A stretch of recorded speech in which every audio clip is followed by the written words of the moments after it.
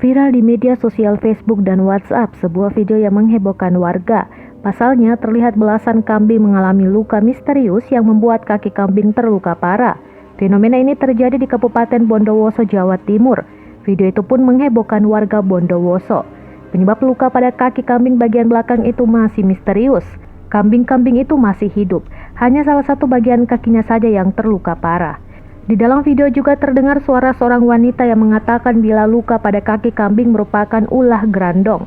Lokasi pengambilan gambar video itu ditengarai berada di Desa Sempol, Kecamatan Ijen, Kabupaten Bondowoso. PJ Kepala Desa Sempol, Kecamatan Ijen, Saiful Bahri membenarkan bila fenomena luka pada kaki kambing secara misterius terjadi di wilayah kerjanya. Menurutnya, lokasi kejadian tepat di Dusun Sempol 2. Kejadiannya 2 kali, yakni Jumat 29 Januari 2021 dan Selasa 2 Februari 2021.